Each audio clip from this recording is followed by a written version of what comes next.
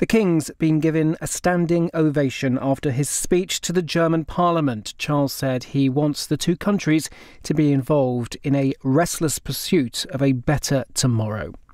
And we're just hearing that 10 days of strikes involving over 1,400 security officers at Heathrow Airport will go ahead as planned tomorrow. It's after final talks held today failed to resolve the current pay dispute. In the city, the FTSE 100 has closed up 56 points at 76.20. The pound buys $1.23 and €1.13. LBC weather, blustery rain across Wales and southern and central England tonight. Drier further north and windy in the south with a low of 4 degrees. From Global's newsroom for LBC, I'm Daryl Jackson. This is LBC from Global, leading Britain's conversation with Iain Dale.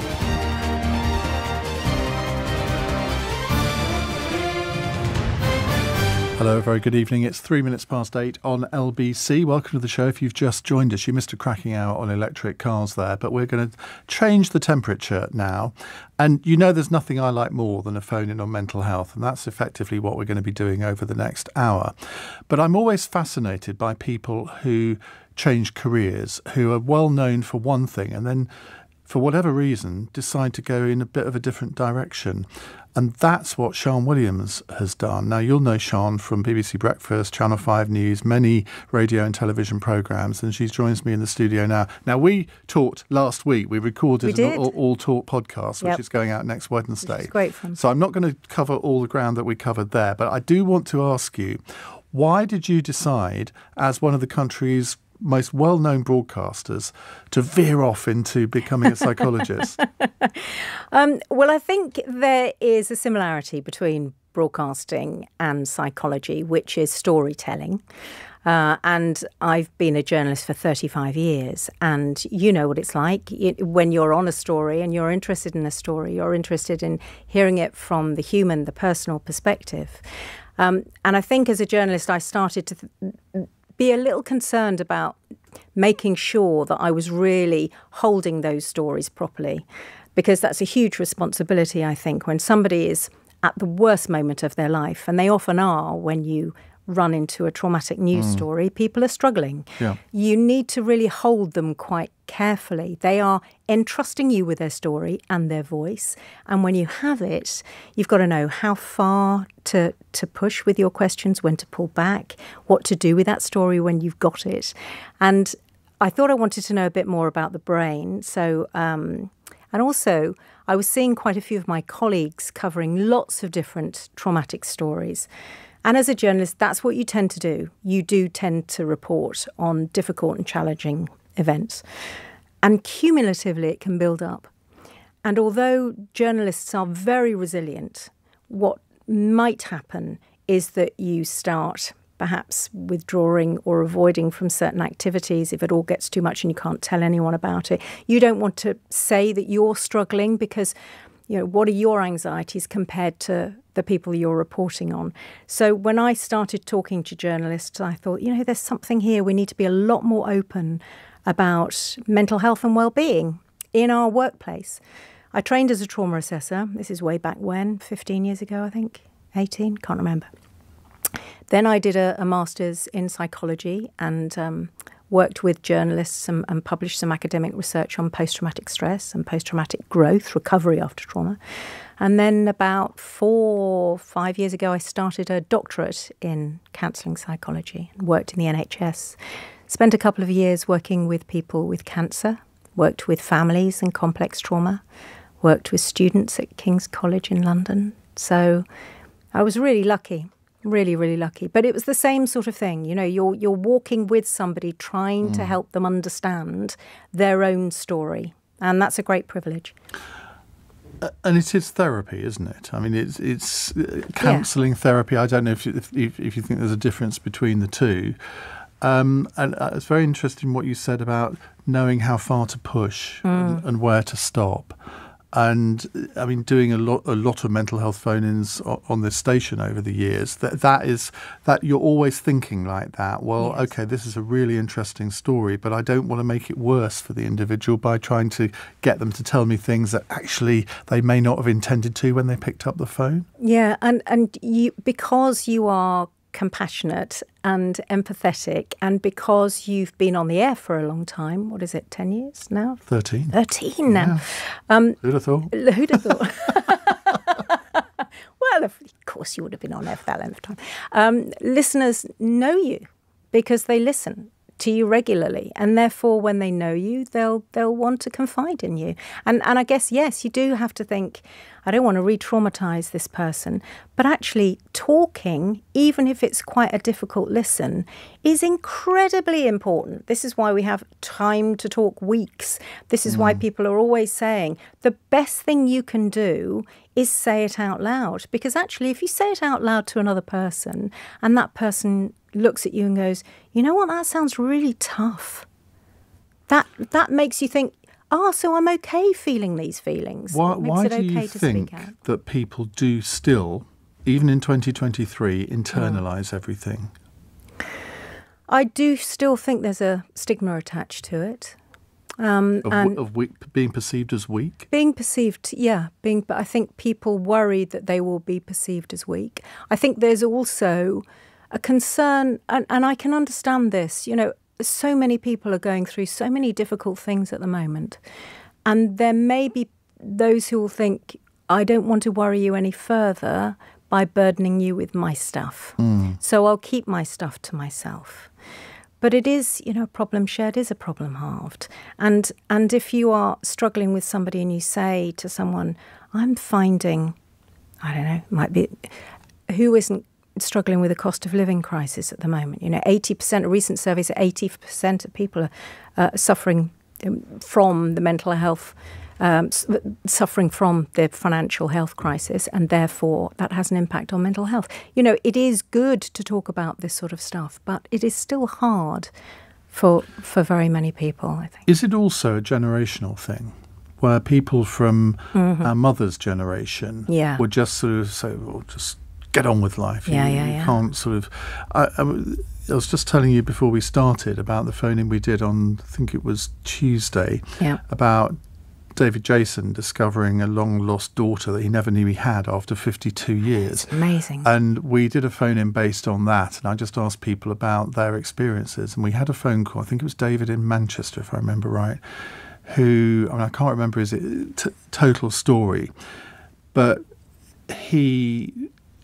After his mother died, she had, on her deathbed, she had told him quite a lot of things, but what she hadn't told him, and I hope I've got the right call here, was that he actually had 2 sisters or half-sisters, which he didn't know about. He didn't know that.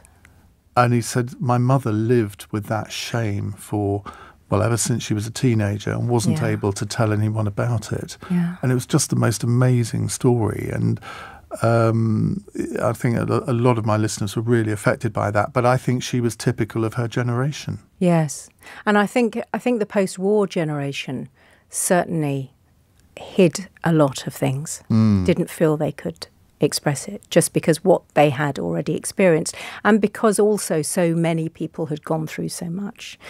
I remember my grandmother, quote, suffering from her nerves.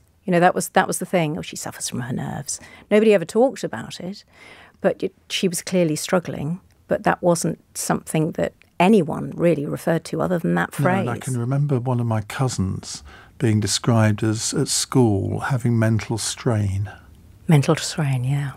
Which could cover a lot of things. I know, exactly. I do think it is shifting. Certainly when I talk to journalists, for example, I do notice that the younger journalists are much more proactive when it comes to their mental health. And I think they're more aware of it, probably because they have a lot more access to social media, and there are also a lot more pressures on them than perhaps there were for us, in all fairness, in terms of financial pressures, in terms of student debt, buying a house and all that sort of thing. So I think they have become a lot more aware of their own mental health and well-being and how to protect it. But I think for all generations, it's important to We'll come to your calls soon. 0345 6060 973 if you want to talk to Sian. Bit of free counselling maybe, I suppose. I mean, whether you want to talk about trauma, PTSD, anxiety, grief even, we'll happily take your calls. 0345 6060 973. This phrase, PTSD, I don't remember it occurring before the Falklands War. That was my first sort of connection with this phrase. Is it something that was invented after that, when a lot of ex-servicemen who were involved in the Falklands War came back and were completely traumatised? And that's when it, to me, it seems to have started. Obviously, the condition was there way before that, and we just talked about the aftermath of the Second World War. But as a something with a name, when did it start? Well, I think you're right in saying it's existed for a very long time. And certainly we know that PTSD used to be referred to as shell shock. And those people who are experiencing shell shock, some soldiers got some help by going to a hospital in Edinburgh, actually, Craig Lockhart Hospital, which helped them by giving them tasks like gardening, getting them out into nature, getting them walking, etc., etc. But as far as giving it a term, it was Vietnam, post-Vietnam, that it was PTSD, post-traumatic stress disorder. And there's a diagnostic manual that we refer to as Psychologist, which is an American diagnostic manual. And so it breaks things down into categories. I don't particularly like the word disorder. Disorder is attached to a lot of things, anxiety disorder and borderline personality disorder and post-traumatic stress disorder. You are living with something that is difficult. It doesn't necessarily mean you are disordered or not normal because you're experiencing it. But PTSD is defined quite clearly. It's a clinical condition. So what I would do as a psychologist is somebody would be sitting in front of me, and I work in the NHS for the Centre for Anxiety, Stress and Trauma. So I see emergency service workers who have experienced trauma in their work. So police officers, firefighters, ambulance workers. And the way you would see whether they have PTSD is you would give them a questionnaire. They go through the questionnaire. If they have symptoms of avoidance, intrusion, which means they've got intrusive thoughts, they might have nightmares, flashbacks, they might have physical symptoms, they might be behaviourally, they might be avoiding, withdrawing from normal activities. So if they're ticking quite a lot of boxes, then that might be symptomatic of PTSD. And then you would test them a few months later to see if it exists. Because the thing about post-traumatic stress disorder is that it can pop up any time after the initial trauma. It can either be one trauma you experienced or it can be a series of them. And it might not happen then and there. Typically veterans, for example, will ring combat stress, which is a helpline, about 10 years after the initial trauma. Do you think we throw this PTSD phrase around a little bit too easily? I mean, I've had lots of people ringing in on all sorts of different subjects, and almost as a matter of fact, in the middle of the conversation, they just throw in, "Oh, Iain, I suffer from PTSD." And I'm thinking, do you really? I mean, given the seriousness that phrase really implies, is it something that maybe, I mean, I know there are different degrees of PTSD, but should we be using it for something that is maybe comparatively trivial compared to what ex-soldiers suffer from? That's a really interesting question, because I don't think it's up to us to tell people that they're not experiencing something traumatic. But trauma is only trauma if it's perceived to be traumatic by someone. So you and I might go through the same experience. I might find it traumatic. You may not. I mean, I'm thinking particularly here. I went through cancer and my brother-in-law went through cancer. He subsequently died because he had a terminal form of cancer. I was extremely lucky in that mine wasn't. I found my experience traumatic. He didn't find his experience traumatic. And we talked about this quite openly and freely.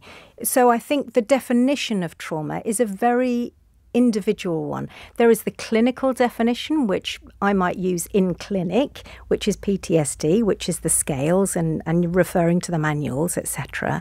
And then there is, have I experienced something traumatic? Yes, I have. Well, who am I to say you haven't? And does it help you as a therapist or counsellor to have gone through something traumatic yourself? When I was with cancer patients, and as I say, I was with them for 2 years, a year in a charity, Maggie's, which offers cancer support, and a year in psycho-oncology at a big London hospital. None of the people I came into contact with knew I'd had a cancer experience, and it was important that they didn't know, really, because my stuff wasn't of interest to them, and you don't bring that stuff into the room because you are with them and you need to be fully present with them without your clutter.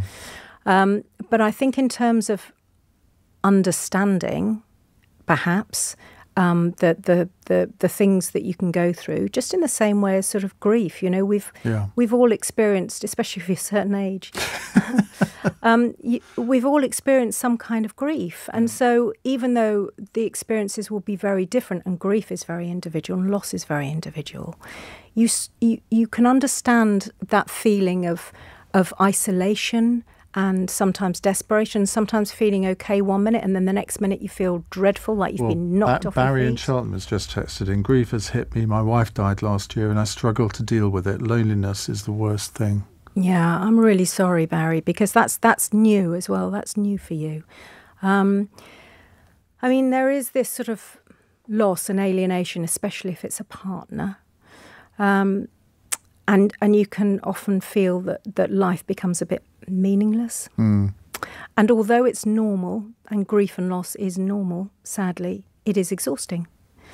And Barry, there is no one way to do it, but there is the phrase that Robert Frost wrote about, which is the only way out is through.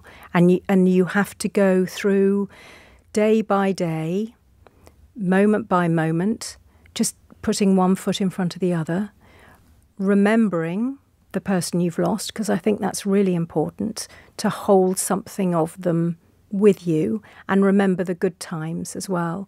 Because very often I think when we lose someone, and especially if we're with them for the last few weeks of life,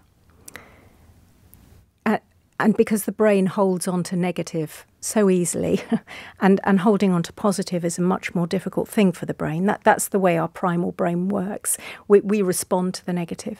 Is that you remember the perhaps the last bits of life, and I think it's really important to revisit the earlier bits and remember them how they were, and keep those routines going. You know, that you used to share. I know they're not with you now, but that is also a way of reflecting and remembering them. And getting through, it's not a betrayal of your wife to get through. No.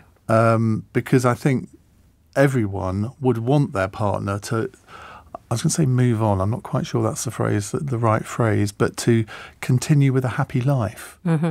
Yes. But you've got to want to do it. You've got to want to get through, haven't you, to make the first step to doing so. You have, and it used to be that there were these stages of, people thought there were stages of grief. You know, you go through denial, and then you go through anger, you go through all these bit, and it's not like that. You know, it's messy and tangled up, and 1 minute you can feel, I'm dealing with this fine, and then the next minute something small, like a small kindness, can offer floor you. Somebody just saying, you okay, or is there anything I can do? I would say that other social support and social networks are really, really important when you're going through grief, even if you do not feel like it. Just connecting with somebody else and having somebody that has your back, who you can phone if you just want to hear a voice on the other end of the line. You know, that is crucial, I think. Now, we've got to interrupt this conversation because we're not like the BBC. We have to go to a commercial break. Though you're used to that on Channel 5, I know. But we are going to take your calls. There's some cracking calls coming in already and some text. 0345 6060 973 is the number to call if you'd like to talk to Dr Sian Williams. It's 8:21 on LBC. This is LBC.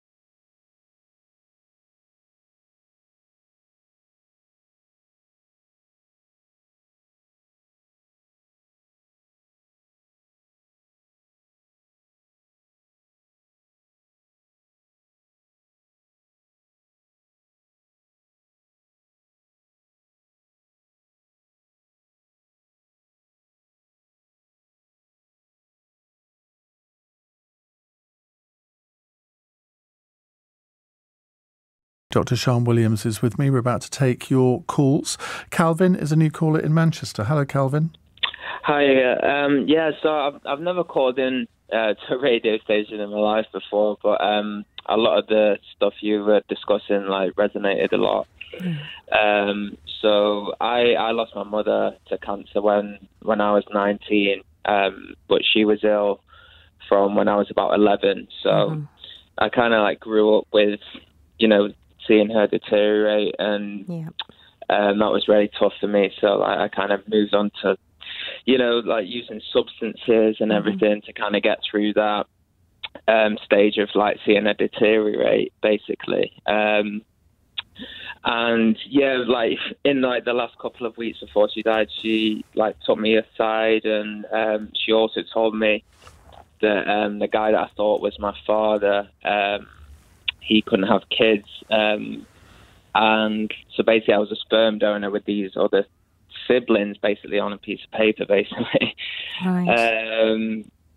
Because it resonated with me before. You mentioned about the David Jason's, finding, a daughter. So Calvin, the person you thought was your father was not your father. The person you'd grown up with.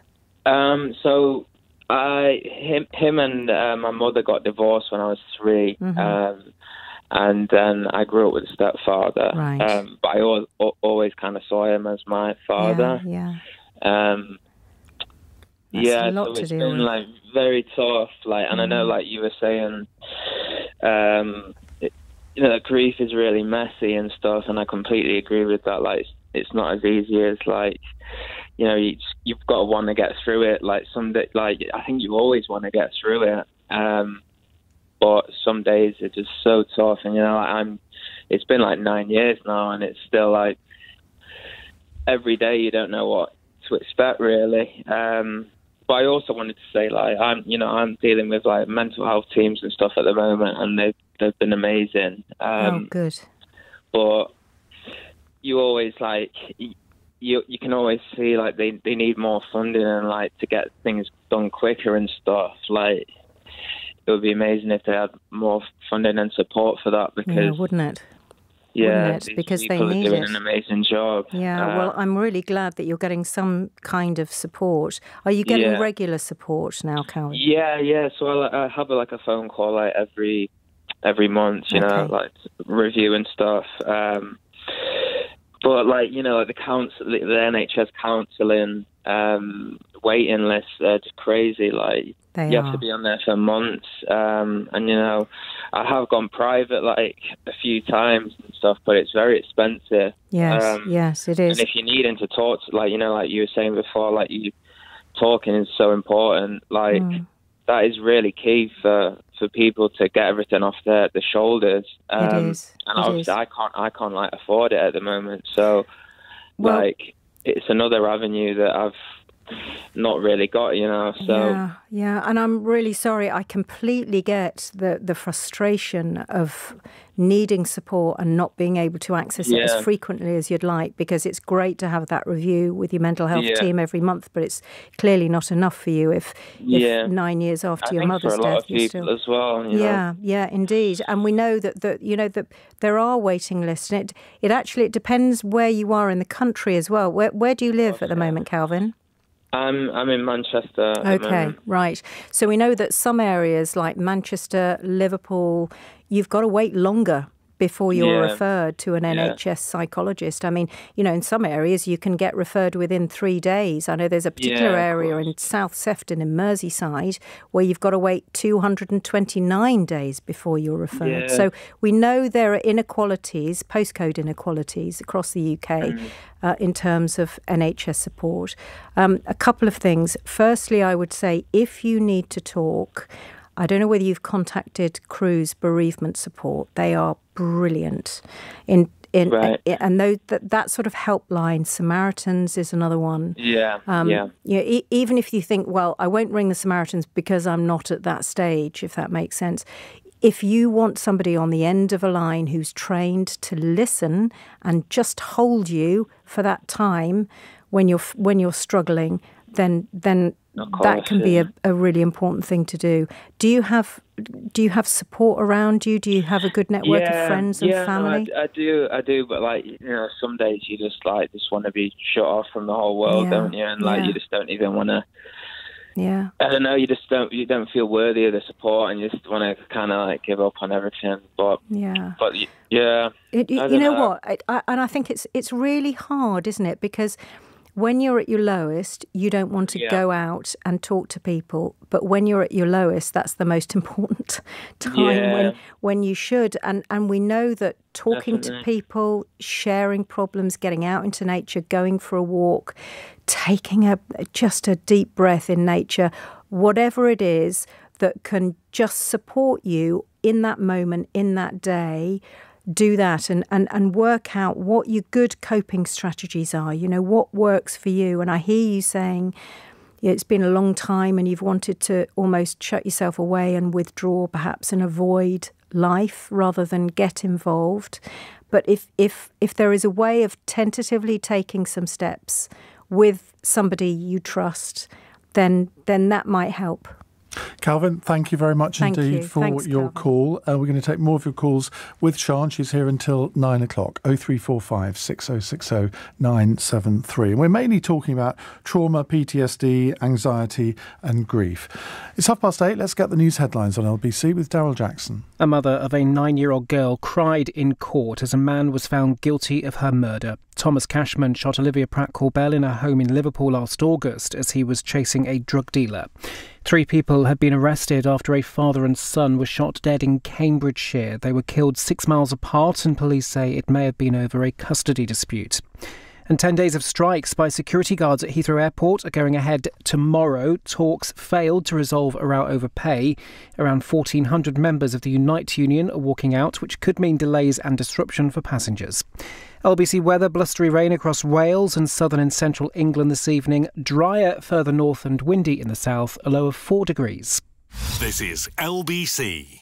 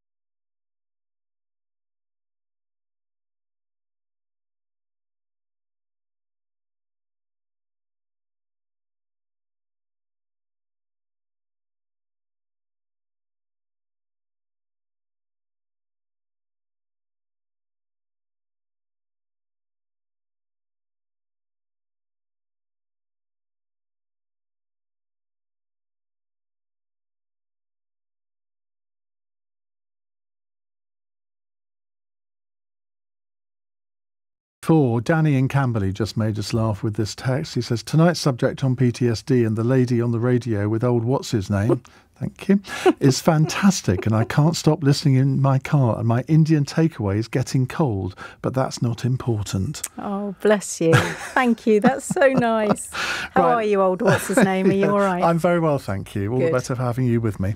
Right, let's go to Delroy in Brixton. Hi, Delroy. Hi, Dale. Hi, Ian. I'm your age, by the way, so if that gives an idea of partly where I'm coming from. Thank you, Sean, for bringing this subject. I'd like to introduce and inform the debate. Some of your listeners may know, because I mentioned it a few times, I'm registered blind, and I lost my sight, and the PTSD associated with sight loss, Ian and Sean, is quite staggering, I have to say. I'm kind of over the worst of it, but you never, ever, unlike Stevie Wonder, who I believe was born with a sight vision, when you actually have had sight and then you lose it, and your whole life chances, your lived experience changes beyond all it just, the whole thing caves in on you. No matter how much you look at the glass half full rather than the half empty scenario, which you have to use all sorts of coping strategies, you never really, it's like a sense of loss, of bereavement, that you've lost the old you. It's horrible. It is horrible. Yeah. When did you lose your sight, Delroy? Well, it finally went in 2015. What the particular condition I've got is a congenital one. It's hereditary from a mother, from a grandmother. So it's come down through the generations, sadly. Right. My brother's got it, my mother's got it. So we were kind of pre-prepared in what we saw our family members degrading as the decades went by. So we thought, this is what's going to be.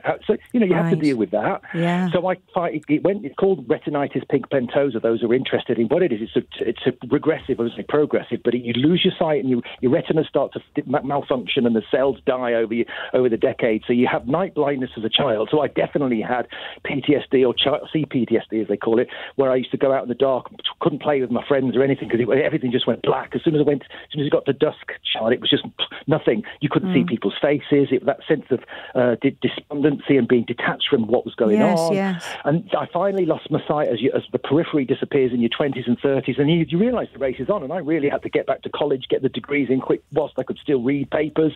And I had sight aids and visual aids and magnifiers. And eventually, in my mid-30s, I got registered blind. It was too late, really. And the whole thing was just like a downward spiral. And of course, you kind of realise that everyone at some point, we don't all go forever, when that's fine. But when you kind of, your life chances are kind of yanked from under, the mat's yanked from under you, whilst you could do so much, and yet you can't, you'll never I'll never drive a car, I'll never feel the wind in your hair. You never feel all those things. And I'm not the only one. There's loads of people like us. And the point is that I've come to terms with it in the sense that, we all got to go. Sometimes you've got to make the best of what you've got, no matter how bleak it may seem. You have to just come back to that position. But, it's never great, and yet you always have to, it's every day you open your eyes and go, oh, God, not another one of this fuzzy, just a cloud of light. It's like going up to the clouds in an airplane and be constantly inside the clouds and like stumbling around, and having to rely on other people is the worst thing. Is you can't go out because you have to hold someone's elbow. No matter how much white cane training, you'll always end up banging your knee on bollards and street furniture. It's just, the amount of bruises I've got on my forehead here, and you wouldn't believe, for just trying to do what Sean said and get out there and live your life. Yeah. It's so hard. I mean, what you're saying, there has been so much as well that you have been living with, knowing that your sight was going, and that threat of something being taken away from you and your identity being threatened all the way through your life because you've seen what has happened to other people. And I imagine, I mean, I might be wrong, tell me if I am, but that sense of being quite vigilant, hyper-vigilant, always being aware, what can I see today, what can I see today? It's a life and death. It's like fight. You constantly adrenalise because you fight or flight, not the fight or bit, but the fight of thinking, oh my God. And you get to the point where you want to wrap yourself in cotton wool because you think, well, I've cut my hand to open a can yesterday. I don't want to be doing that again. And yet you've all got to eat. And they try and encourage you to do what they call independent living when you get disability benefit and you're living on your own post-divorce like myself, and you try to do your best so that you're not reliant on anybody, because there's nothing wrong with the brain. It's just your retinas that don't. Everything else works perfectly well. But if you go out there like I did just after the lockdown, I thought, right, I'm determined to get out now after this damn lockdown. And I walked down the street with my white cane, and I walked into a fence, and I heard a woman's voice behind me. Turned around, I was right in the middle of the road. I'd walked straight, and the car was up my backside. And a little child got me out the way and said, where do you live? And I said, I live on such and such. And they took me home, and I opened my front door, I sat down, I thought, bloody hell, I can't even do this anymore. Yeah, Sean. there's that frustration. Yeah. Because you're having to relearn how to live, but you're also having to relearn who you are. That's it. Reinvent myself in a way that I wouldn't. If that had been me, I'd have walked through the front door, sat on the couch and cried my eyes out. Well, that's kind of what. Well, the thing is, Ian, I thought how do I take this? Well, I can either do one of two things: do what you said, but I think I did that when I first lost my sight completely anyway. But afterwards, you think, well, when I stop crying, what do I then do? Then I've got to just get up off my backside and go and make the tea, and just get on with it. You have to, no matter how bleak it is, because and no one's going to come in and say, "Come you're on, incredibly mate." positive and very resilient. Honestly, I hear that with you, Delroy, because you are getting. John. It's just frustration at how much you could do, but you can't. But it's like you've got a pair of sort of psychological handcuffs that's been imposed on you, and you think, well, how can I get these damn things off and make my life as fulfilled and qualitative as you see, it's really interesting hearing from you, because I know whenever we talk about disability, I often get lots of calls from people who are registered blind. But you can actually take your experience through a lot of other disabilities where one bit of your brain or one bit of your body doesn't work properly. But that doesn't mean that society should write you off, and it must be so frustrating. Yes, I used to work with people with adult hearing loss, and it was similar, that sense of sudden isolation, of being one person, then all of a sudden having to relearn who you are and how you exist and how you negotiate the outside world. And you're right, we should be a lot more aware in order to provide provision and be helpful when this happens, because it's difficult. So, but Delroy, I applaud you getting up and going out. I just love hearing the positivity. And controlling what you can. I'm going to do what I can, and every day I'm going to try again. Thank you very much. Good Let's luck. go to Kieran in Herne Bay in Kent. Hello, Kieran. Hi, Kieran. How are you? Hi. Sean. I had to phone in. I've been on the phone before when I was looking after my mum and dad. But for the last, my mum passed away nearly 2 years ago now. But I was looking after them on and off for 12 years before that. But once they've gone, and something Sean said about the positive, because I was actually going to go to Ireland with my ex-girlfriend last September, and I cancelled it because I went to Ireland. My mum and dad, they had a house over there years ago in the 70s, and we used to go to various beaches. But I just felt that I'd be remembering the negative things that happened, like when I put my knee through the window and nearly fell out the window, and rather than the positive. Yeah, it takes an additional effort, Kieran. That's why the brain. It's like we have to override our natural instinct, because the reason the brain goes to the negative is like a survival instinct. So the reason it will bring, sometimes we have difficult memories, or sometimes you might be thinking, I'm not going to go near that window because of what happened. It's your brain trying to protect you. But the only thing is, if it's on all the time, if that alert system, that alarm is on all the time, then it's sort of suppressing the positivity. It's suppressing any of the joy that you can get. And it also affects the way you can think rationally. So it's, I think, a really important thing, if that alarm is going off, is just notice it and create a bit of a pause where you can take a breath and go, okay, well, I know that's what my brain is doing. That tonight, actually, because I'm trying to sort my house out, and I just couldn't be bothered. Right. And I said, I've just met a girlfriend that works in the social services, and she's all for helping me sort my life out. And I thought, God, I'm going to have to do something. And I got up and put the radio on, and there you are. You can watch on breakfast TV. Oh, well, thank you. I really appreciate you ringing in today. I do. Thank you very much. Good luck with sorting your house out. Thanks a lot. Cheers. Thank you, Kieran. Thanks, Kieran. Right, let's go to Matt, who's a new caller in Exeter. Hello, Matt. Hi, Matt. Hi, guys. Yeah, thanks for taking my call. Yeah, essentially the situation I'm going through at the moment is about nearly 4 years ago, I tried to access my 2 children off my ex-partner. She has basically used all the tactics possible to prevent that. And she's accused me of essentially everything you can possibly imagine, ranging from rape to, horrible things on my children. I was arrested in 2021, and I've been going through the process of this case since then. I'm due to go to Crown Court in August, but obviously all these 14 allegations I've got against me are all false allegations. There's no evidence for any of them. Matt, I'm going to stop you there, because I think if this is going to court, I'm not wholly sure that we can really be talking about this on the radio. I hope you don't mind. I mean, why don't we just sort of leave? Well, I won't go into detail if that's all right. I'll just give an overview of it. But I think with the situation, it's not just myself who's going through this, and unfortunately, this is the real flip side of the Me Too movement. in that I understand that people are trying to do what they can now for women's rights, and I wholeheartedly agree with that. But the problem is it's taking situations like mine, and whereas before they wouldn't necessarily have any evidence and they'd drop it then and there, the government are pushing these cases through now purely to up their statistics to say, we're doing this. I'm kind of assuming that you are, this is a very stressful situation, whatever the rights and wrongs of it, you're having to cope with that. I mean, Sian, someone in Matt's situation, how do you deal with the stress of, you've got this looming date and whatever happens in that, it will change your life for good or ill. How do you cope with that? Well, without going to the ins and outs, because as Iain said, if a case is active at the moment and going to Crown Court, then we can't discuss any of the details of that case, obviously. But I think what we hear you saying is that at the moment you are in a state of acute stress that you're finding it really difficult to manage because of the impact as well, effectively, on other people as well as yourself. And if you're living in a state of acute stress, the first thing to do is to appreciate, because if this date is coming up in the distance, it's about trying to live with the uncertainty, which is really, really hard.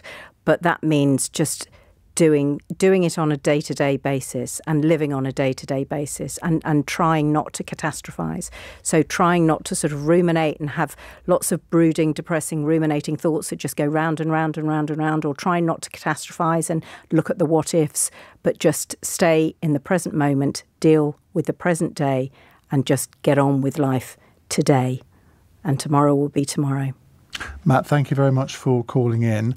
It's not only Danny who's sitting in his car tonight. With his takeaway. This is somebody else saying, sitting in my car listening to Dr Sian Williams, I could listen to her all night. She totally gets it. Oh, thank you very much. That's a good compliment, isn't it? That's lovely. I'd settle for that. Yeah, I will take that. 8:46. LBC.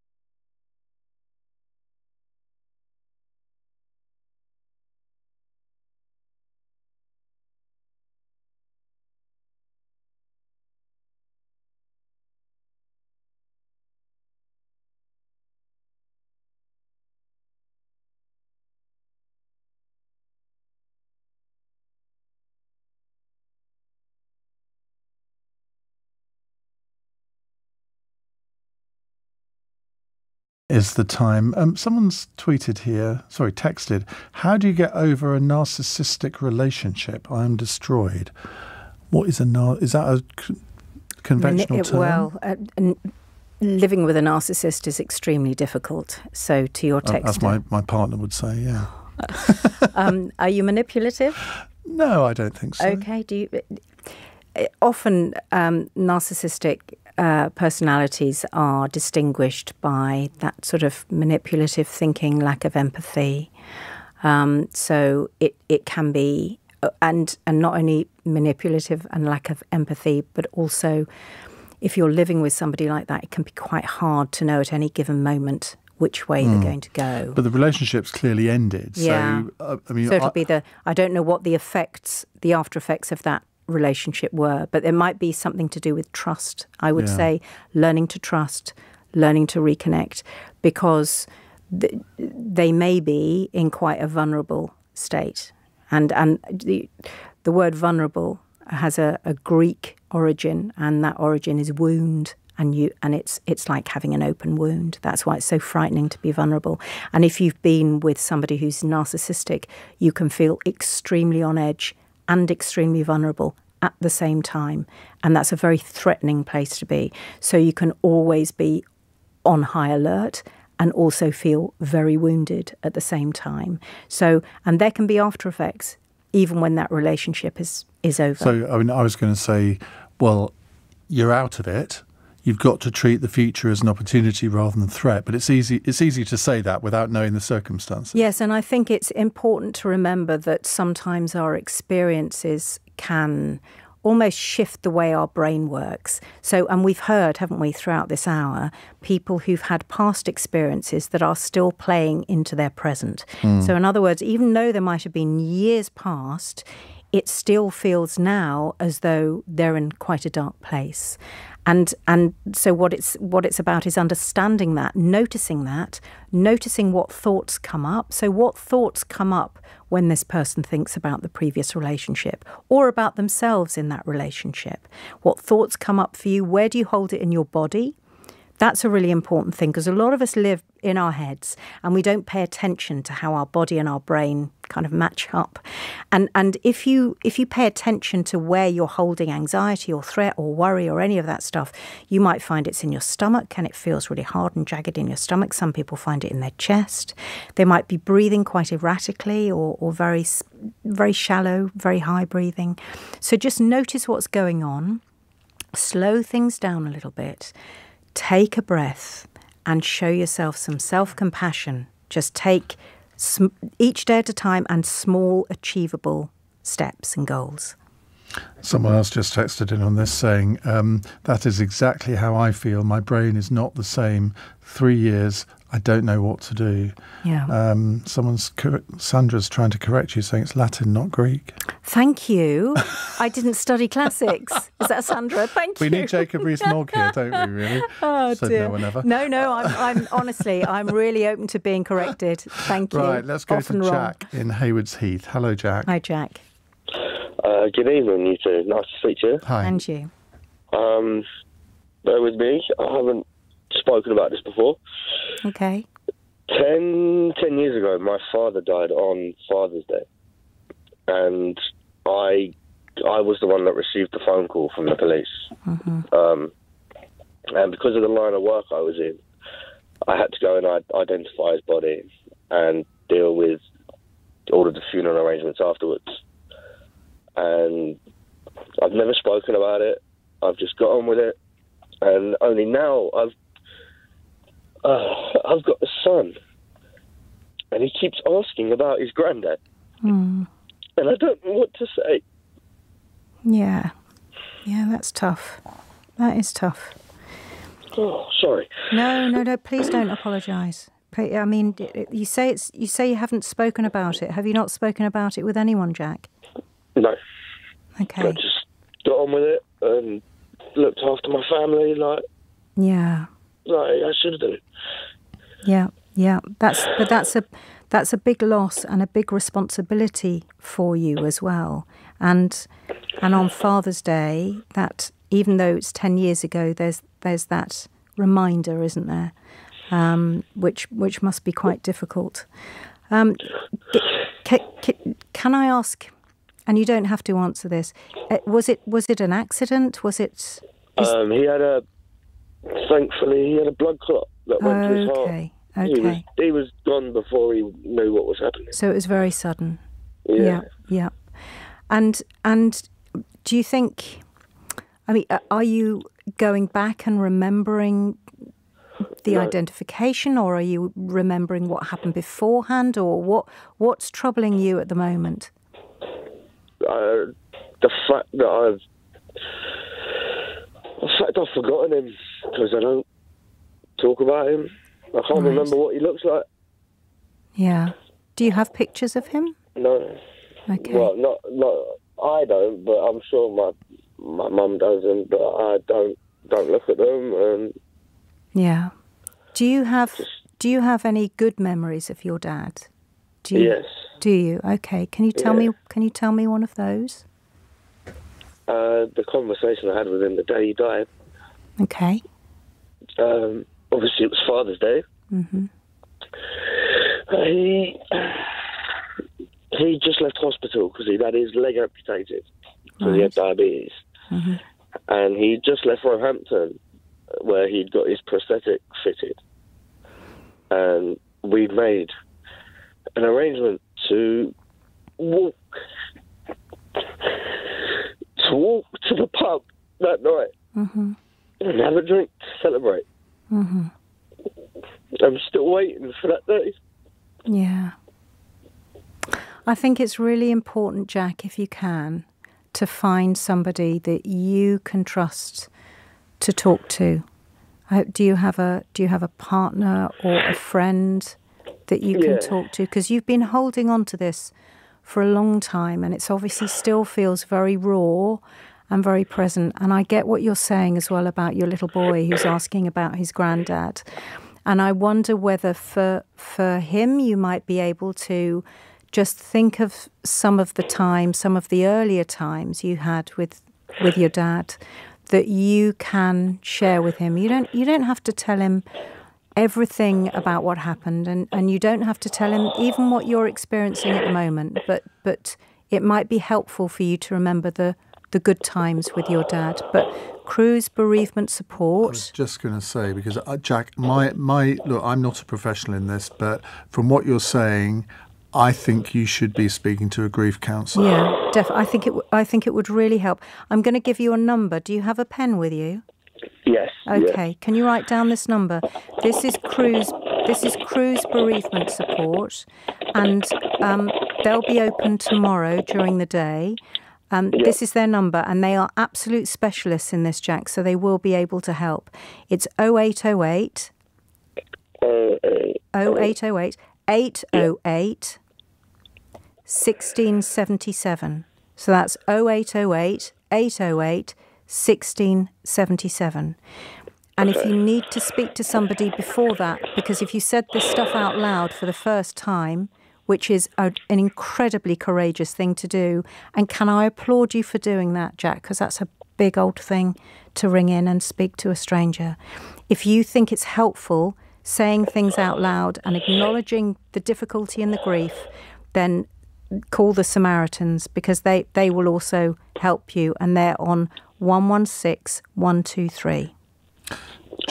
Jack, I know it's been very emotional for you, but thank you very much indeed for sharing your story with us, because there'll be a lot of people listening. You're not the only one in this situation. There'll be a lot of people listening who can really identify with what you've been through. Thank you so much. We could go on for another 3 hours, frankly, couldn't we? We could. Because there's so many people that I think do feel the need to talk to somebody. And I mean, what Jack has done, phoning two complete strangers on the radio, you might think is an odd thing to do, given that he hasn't talked to anyone else for 10 years. But I think it's a testament to the trust that he would have in you, and hopefully me on this programme. Mm-hmm. And hopefully you've given him some really good advice there, and he'll take you up on that tomorrow. Well, thank you for offering people the opportunity, and thanks to everyone who's called and texted. Thank you. Let's do it again sometime. Yeah. Thank you very much. That's Dr. Sian Williams. And by the way, you can listen to our podcast, which we only recorded last week. It'll be out next Wednesday on the Iain Dale All Talk podcast. Subscribe now, so make sure you don't miss it.